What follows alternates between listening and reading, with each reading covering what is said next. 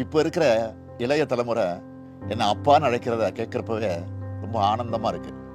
காலப்போக்கில் மற்ற பொறுப்புல எல்லாம் வேற யாராவது வருவாங்க. ஆனால் இந்த அப்பா என்ற உறவு மாறாது.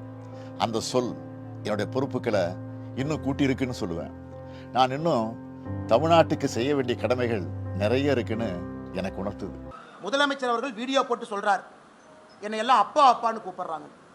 நான் எப்படி பார்க்குறேன்னா, பாலியல் வன்கொடுமைக்கு உள்ளாக்கப்பட்ட ஒரு பாப்பா அப்பா அப்பான்னு கதறதா தான் நான் பார்க்குறனோ தவிர, எந்த குழந்தையும் ஆசையாக அப்பா அப்பான்னு கூப்பிட்ற மாதிரி நான் பார்க்கல. அப்படித்தான் நான் அதனால் முதலமைச்சர் அவர்கள் இரும்பு கரம் இருக்கு, அது இருக்கு, இது இருக்குங்கிறார். என்ன கரம் இருக்குன்னு பார்ப்போம். இரும்பு கரத்தை கொண்டு அடக்க வேண்டும். நாங்கள் சொல்கிறோம், 7G லா அண்ட் ஆர்டர் கடிதம் எழுதுகிறாரு. பெண்களுக்கு எதிராக, குழந்தைகளுக்கு எதிராக பாலியல் வன்கொடுமைகள் தமிழ்நாட்டில் அதிகமாகிடுச்சுன்னு ஏடிஜிபி லா அண்ட் ஆர்டர் கடிதம் எழுதுகிறார். ஆனால் முதலமைச்சர் அதிகமாகவில்லைன்னு சொல்கிறார். அப்போ 7G லா அண்ட் ஆர்டர் சொல்கிறது பொய்யா? மாண்புமிகு முதலமைச்சர் ஐயா ஸ்டாலின் அவர்கள் சொல்கிறது பொய்யானே?